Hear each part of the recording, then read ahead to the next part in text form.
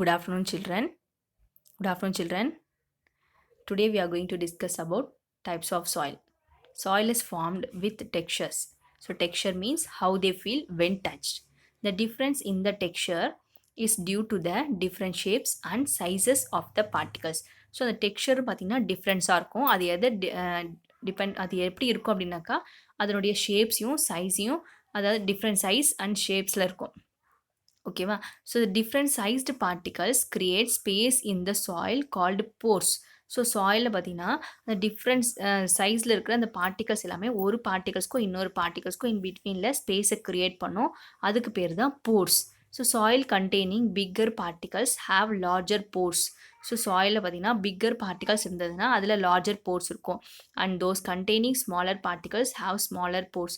So அதே சாயிலில் வந்து ஸ்மாலர் பார்ட்டிகல்ஸ் இருந்ததுன்னா அது ஒரு பார்ட்டிகல்ஸ்க்கும் இன்னொரு பார்ட்டிகல்ஸ்க்கும் இன் பிட்வீனில் ஸ்மாலர் போர்ஸ் இருக்கும். So soil with larger pores allows more water to pass through compared to soil with smaller pores. So சாயிலில் பார்த்தீங்கன்னா லார்ஜர் போர்ஸ் இருந்ததுன்னா அது வந்து சாயிலை ஈஸியாக அலோவ் பண்ணும், உள்ளே போகிறதுக்கு ஈஸியாக அலோவ் பண்ணும். ஸோ அதே வந்து ஸ்மாலர் போர்ஸ் இருந்ததுன்னா அது கொஞ்சம் லேட் ஆகும். ஓகேவா? It will take some time to allow the water.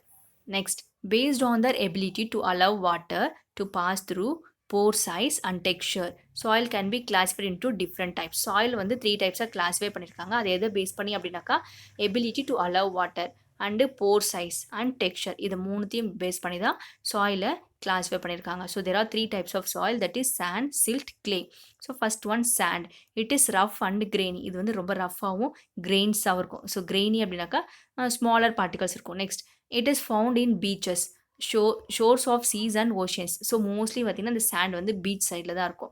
Next, it supports the growth of some plants. சில பிளான்ட்ஸ் மட்டும் தான் இந்த சாண்டில் வளரும்.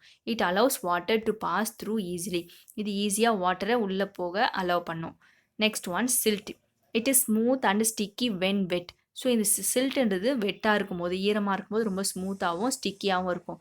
It is found wherever water flows. So water எங்கெல்லாம் ஃப்ளோ ஆகுதோ, for example river. So mostly it is found in the river side. So river சைடில் இந்த சில்ட் சாயில் இருக்கும். Next one, it supports the growth of most plants. So நிறைய plants வந்து silt சாயிலில் வளரும். It does not allow water to pass through easily. So ஈஸியாக வந்து அது வாட்டரை உள்ளே போக அலோவ் பண்ணாது. It becomes dust like when dry. இது ட்ரையாக இருக்கும் போது டஸ்ட் மாதிரி இருக்கும். Next one, clay. It is ரஃபர் than silt and very sticky when wet. So இது வந்து சில்ட்டை விட ரொம்ப ரஃபராகவும் அண்ட் ரொம்ப ஸ்டிக்கியாகவும் இருக்கும் ஈரமாக இருக்கும்போது. It is found most places mixed with other type of soil. இது வந்து மோஸ்ட்டாக நிறைய இடத்துல பார்த்திங்கன்னா இன்னொரு டைப் ஆஃப் சாயிலோட மிக்ஸ் ஆகி தான் இருக்கும்.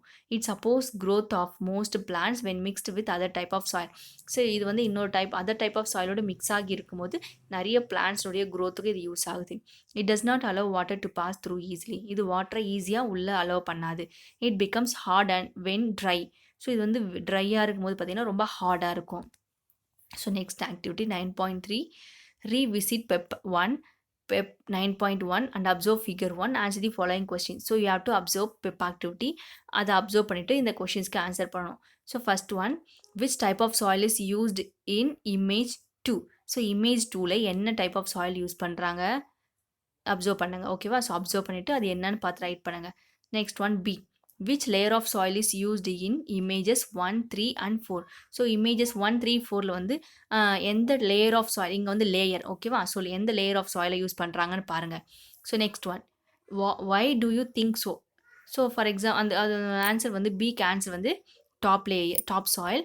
அது வந்து ஏன் அந்த டாப் சாயில் யூஸ் பண்ணுறாங்கன்னு கேட்டிருக்காங்க. Next question, why do you think so. ஏன் அது யூஸ் பண்ணுறாங்க அப்படின்னாக்கா because top soil contain more humus. Top சாயிலில் தான் நிறைய ஹியூமஸ் இருக்கும்.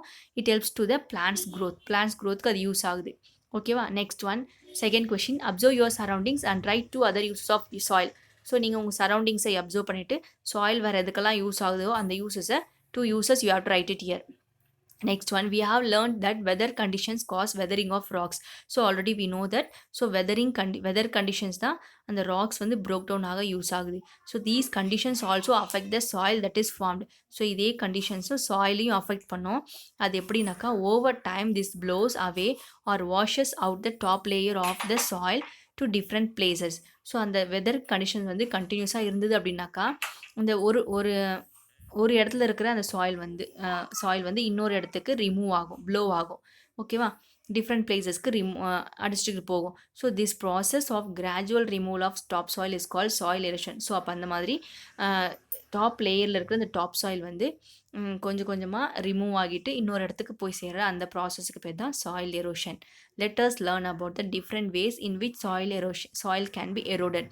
ஸோ சாயில் வந்து எப்படிலாம் எரோட் ஆகுது, எப்படிலாம் வந்து எரோஷன் ஆகுதுன்னு சொல்லிட்டு நெக்ஸ்ட் லெசனில் நம்ம பார்க்கலாம். Okay children. So next class we will discuss about that ways of soil erosion. Thank you children.